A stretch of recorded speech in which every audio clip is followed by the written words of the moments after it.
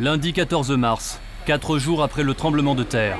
Il est 17h45 et les 120 secouristes de la sécurité civile française viennent d'atterrir sur l'aéroport d'Haneda, à Tokyo. Là, vos gars, vous les avez briefés, il y a une inquiétude par rapport à la radioactivité ou pas?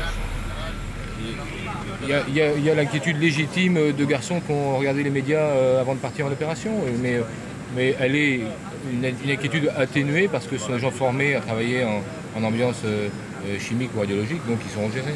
Mais ils seront gérés s'il y avait un besoin quel qu'il soit, mais je ne crois pas. Je crois qu'on va travailler sur du sauvetage d'éléments classique et ce sera très bien comme ça. Classique, la situation ne l'est pas, mais le lieutenant-colonel ne le sait pas encore. En bas de l'avion là? Ouais, juste là. L'ambassadeur de France au Japon, Philippe Faure, est venu lui-même accueillir les secouristes sur le tarmac.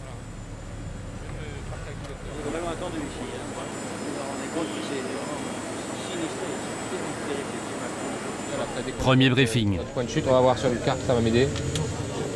C'est bien Sendai, mon colonel. Ça se trouve donc environ, c'est à peu près 50 km, 100 km des deux zones ici. Ce serait ici, hein? Voilà, oui. Très bien. À côté d'un aéroport.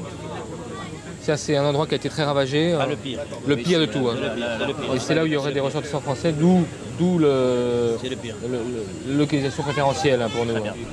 4 jours après le séisme, l'ambassadeur est encore sous le choc. C'est terrorisant, hein. C'est d'autant plus terrorisant que ça a duré. Ça a duré près de 3 minutes, hein. Je crois 2 minutes 45, 2 minutes 50. Et croyez-moi, quand vous êtes sous la table et que ça bouge fortement, oui, on a tout super, bien sûr. Dans les prochains jours, une de nos équipes va suivre ces hommes de la sécurité civile qui pensent encore à ce moment-là pouvoir sauver des vies.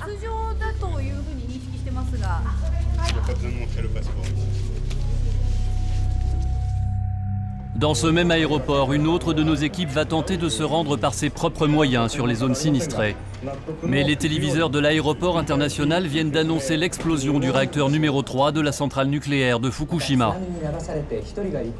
La traductrice qui doit nous accompagner, Mao, s'interroge.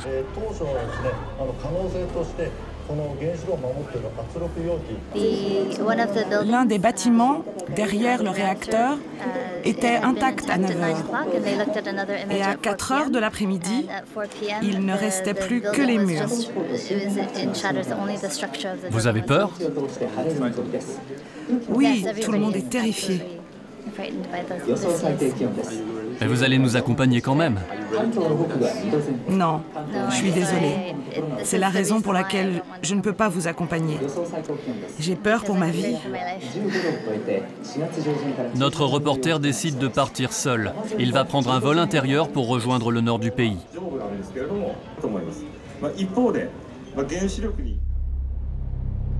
La sécurité civile part en convoi vers le nord. Elle emprunte une autoroute désormais réservée au secours. Les Français sont parmi les tout premiers à rejoindre la zone.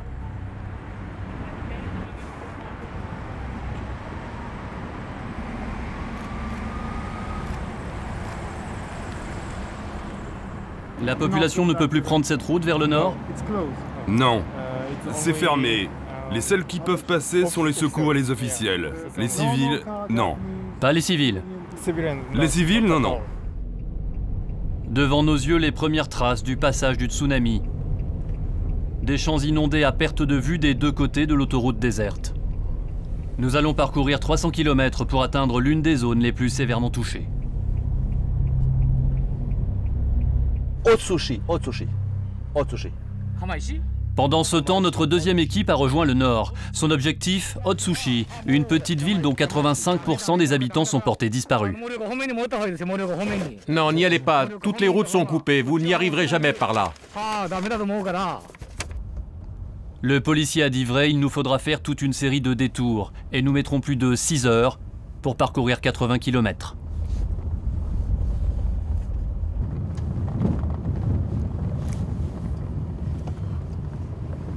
Les premières traces de la catastrophe apparaissent. Ce panneau arraché nous indique que nous sommes arrivés à destination, Otsushi. De cette petite ville de 17 000 habitants, il ne reste que cette route, comme une digue qui a résisté miraculeusement De part et d'autre, la ville a été rasée, engloutie, balayée.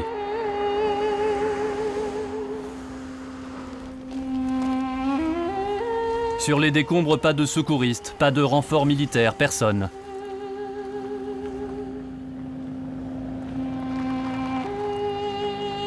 Le seul endroit où il y ait encore de la vie, c'est la route, parcourue de rescapés.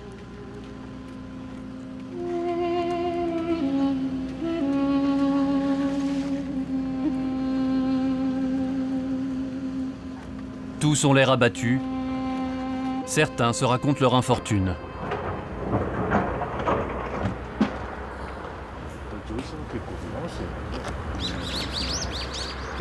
Tu vois mon ami là? Eh bien sa maison, tu vois la rouge qui est là-bas? La rouge là. Oui, eh bien avant, elle était de l'autre côté du pont. Si loin que ça? C'est vrai, j'habitais là, à côté du cabinet médical. En dehors de ce bref échange, le silence est impressionnant, troublé uniquement par le passage d'un hélicoptère. Nous rencontrons un Japonais qui parle quelques mots d'anglais. Il accepte de nous servir de guide. Bon, je vais vous aider, mais pas maintenant, je vais revenir. Je vais revenir vous chercher. Dans l'immédiat, il a d'autres urgences, mais il nous donne rendez-vous dans quelques heures.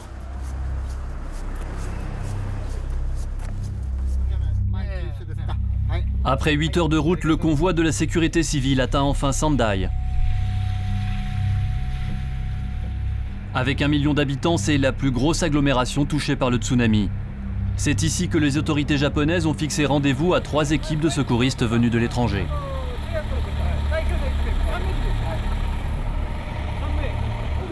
Je pense qu'il y a répartition des zones, attribution des secteurs. Bon alors les Français par là et les interprètes par ici. Malgré l'ampleur de la catastrophe, le sens de l'organisation à la japonaise est intact. Maintenant, le responsable de la municipalité va vous expliquer la situation.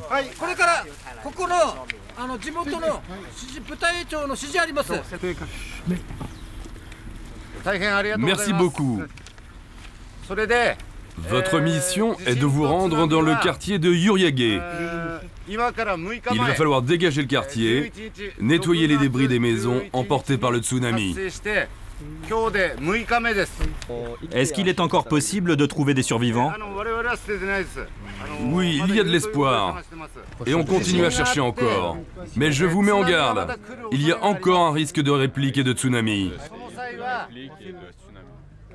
On essaiera de vous avertir, mais même si vous n'entendiez pas d'avertissement, soyez prêts à vous réfugier sur les hauteurs en cas de besoin. En ce moment même, il y a un incendie à la centrale nucléaire. Selon nos informations d'hier, il ne devrait pas y avoir de danger.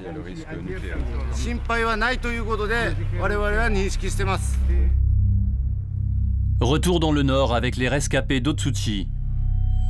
La nuit tombe. Nous allons retrouver l'homme qui va nous servir d'interprète devant le collège où il travaille. Il est professeur d'anglais. Ce bâtiment est devenu le dernier endroit habitable à des kilomètres à la ronde. Les gens qui sont ici ont perdu leur famille. Ils ont perdu leur maison. Ils sont choqués. Ils viennent ici pour trouver un abri et quelque chose à manger. Ils sont choqués. Ils sont nerveux. On ne peut pas aller leur poser de questions parce qu'ils sont sous le choc. Ils sont en larmes. Vous comprenez?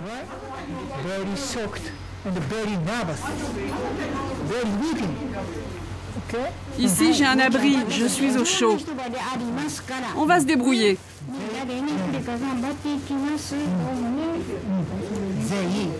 Elle a perdu sa maison. Sa maison a été inondée et emportée par la mer. Mais elle dit que pour l'avenir, elle garde le moral. Il faut que nous survivions dans le futur. C'est ce qu'elle dit. Il faut survivre. Ne pas se lamenter. Défendre la dignité des siens. L'homme ne nous laissera entrer dans le bâtiment que pour quelques minutes. Ici, ils sont plus d'une centaine. Ce qui nous frappe, c'est le calme, le silence, un îlot de paix au milieu du chaos.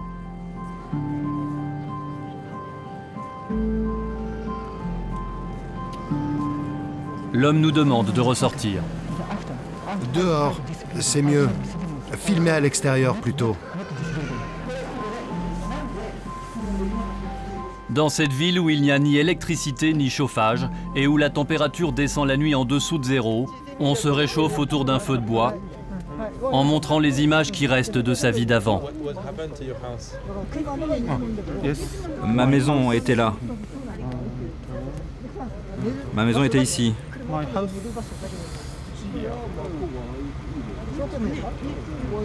Et je n'ai retrouvé que le dernier étage.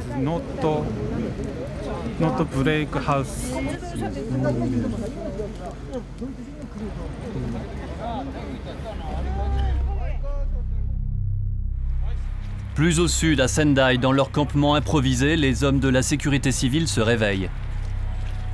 Hier, ils ont atteint la ville à la tombée de la nuit, trop tard pour commencer les opérations de recherche. Ils s'apprêtent à faire leur premier pas sur le terrain. À 100 km de là, l'état de la centrale nucléaire de Fukushima inquiète. Mais la sécurité civile a emporté de quoi mesurer l'exposition aux radiations de chacun de ces hommes. Ça va, en pleine forme. C'est l'alarme. En fait, son alarme s'est déclenchée parce qu'on avait nous programmé qu'à 5 microsieverts, on a une pré-alarme qui dit attention, on a fait ça. Donc ça c'est le réglage. Ouais, ça c'est l'alarme qui s'est mise en route. Vas-y, continue d'appuyer. Donc là je suis à 8. Donc en fait tu es à 8. D'accord. Ouais, donc toi tu as pris 8. Ce qui n'est pas énorme du tout. Hein. Donc c'est l'ensemble du dispositif, l'ensemble des personnels dispose d'un dosimètre individuel de ce type-là qui nous permet en instantané de mesurer la dose de radioactivité qu'on reçoit. Et ce sont des appareils qui sont électroniquement très sophistiqués, qui permettent de comparer la dose que l'on reçoit au corps humain et donc de savoir exactement les effets de la radioactivité sur le corps humain.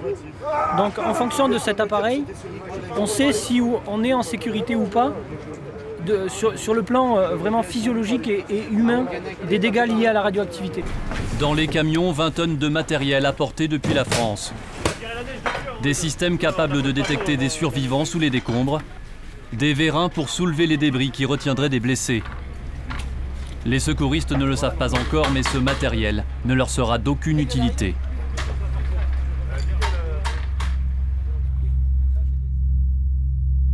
Les équipes de la sécurité civile arrivent enfin sur le périmètre qui leur a été assigné. Nous découvrons un paysage tout simplement apocalyptique.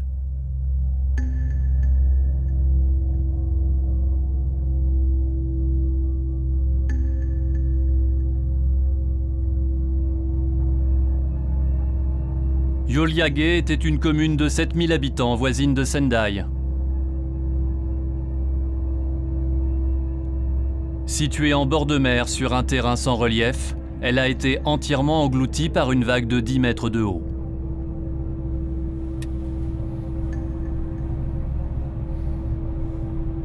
Dans cette partie de la ville, l'habitat était essentiellement constitué de petits pavillons de bois. Il n'en reste que des planches éparpillées.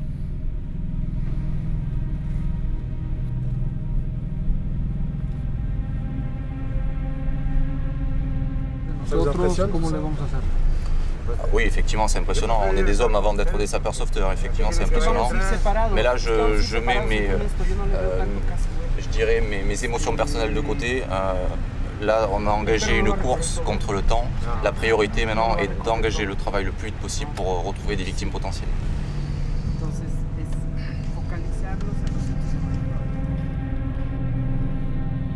La neige a commencé à tomber, il fait 0 degré. Les équipes du lieutenant-colonel Valette vont rapidement se rendre compte que la recherche de survivants est un objectif illusoire.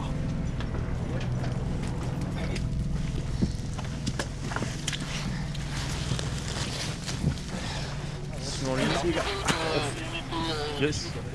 Ouais, merci, Le problème de ce bagnole, c'est qu'on va avoir du mal à y aller. Là-dedans, il n'y a rien? Hein? Il n'y a rien là-dedans, non?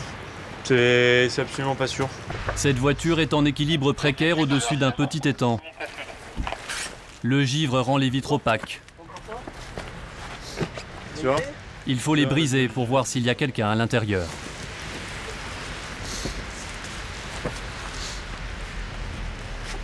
Prends un bâton, tu pètes une vitre, tu vois.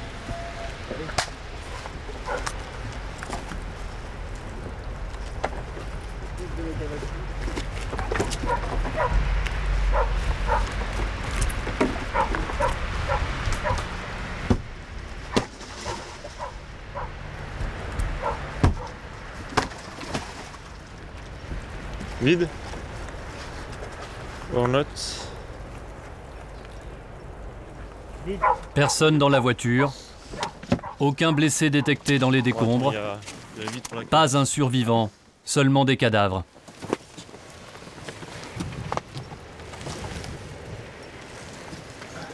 Non, il n'y a rien. Allez. Une marque de peinture à chaque fois qu'un corps sans vie est retrouvé. Comme ici, sous cette poutre.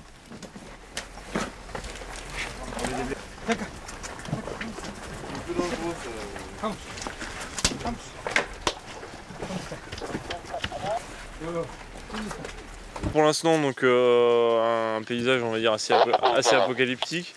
Des maisons un petit peu partout qui ont subi quand même pas mal de dégâts, des décombres vraiment de partout, essentiellement composés de bois.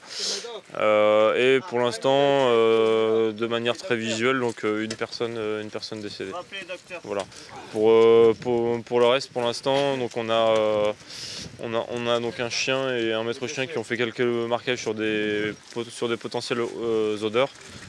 Néanmoins, pour l'instant, nous n'avons pas pu confirmer que ces odeurs correspondaient à des cadavres. Voilà. Est-ce qu'il y a une chance encore de trouver quelqu'un vivant dans un décor comme ça, j'allais dire? Dans un décor comme ça, c'est pas évident, mais la chance existe toujours. Voilà, donc on va se fier à ça, et comme on dit, l'espoir fait vivre, donc de toute manière on va continuer à chercher. Après si on s'en tient à des conditions climatiques, effectivement elles sont pas optimum pour qu'une personne puisse résister à de telles températures en étant depuis si longtemps sous des décombres, d'une part. D'autre part, d'un point de vue complètement médical, ce qu'on a l'habitude de voir, c'est que certaines personnes peuvent tenir jusqu'à 7 ou 8 jours dans les décombres. Mais l'espoir doit parfois reconnaître sa défaite. Après 7 heures de recherche, les hommes de la sécurité civile ne retrouveront que des morts. Les milliers de disparus que compte la région se trouvent là, quelque part sous les planches et la boue. La mission des hommes de la sécurité française s'arrête. Ils vont plier bagages au milieu de la nuit, c'est désormais leur vie qui est en jeu. Ils remonteront à 350 km de là, le plus loin possible de la centrale de Fukushima. Une catastrophe nucléaire se profile.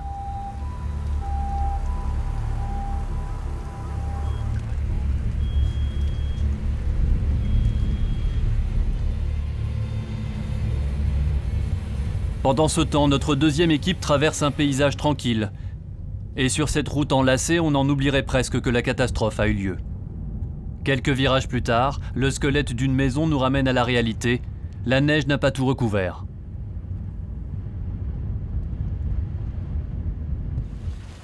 Nous arrivons à Kamaichi. Hier port industriel, aujourd'hui champ de ruines. Sur une montagne de débris, 2 militaires, avec pour tout équipement un bâton et des gants. Qu'est-ce que vous faites? Je cherche des rescapés du tsunami. On est venu voir s'il y avait des gens à sauver. Il y a eu combien de morts? On vient de commencer dans le secteur, donc on ne sait pas encore.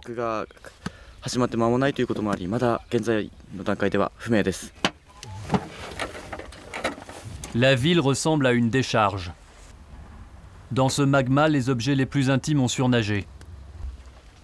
Ce sont ces souvenirs de la vie d'avant que les survivants recherchent, comme cet homme avec son club de golf. Je cherche tout ce qu'il y avait dans ma maison. Il y a eu des victimes parmi vos proches? La tante de ma mère est portée disparue.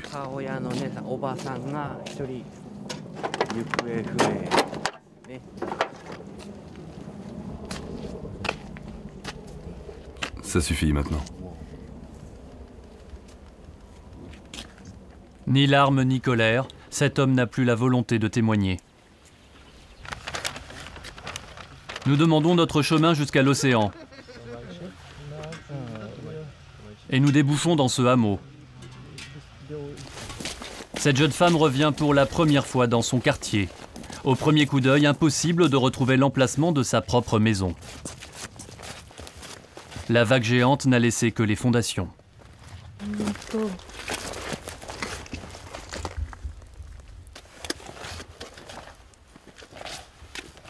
La vague est arrivée de là-bas.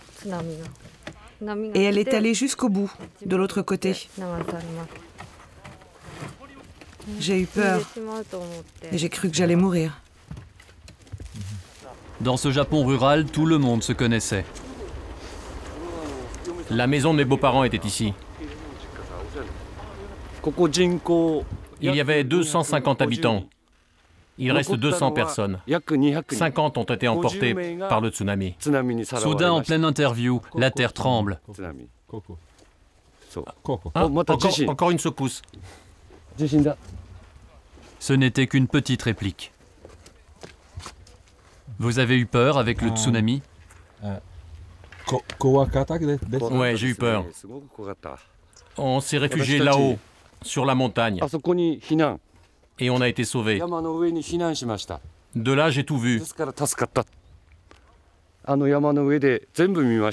Et maintenant, je suis encore paniqué.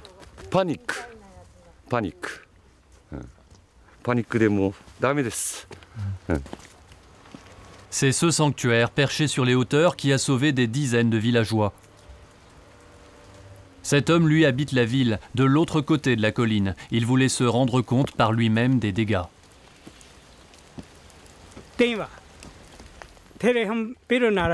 Les téléphones fixes sonnaient dans le vide. Les portables ne passaient pas. Donc j'ai décidé de venir à pied.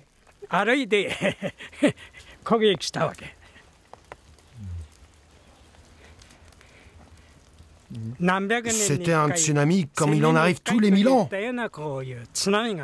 Si le dicton était vrai, alors le village serait pour longtemps à l'abri d'un nouveau tsunami.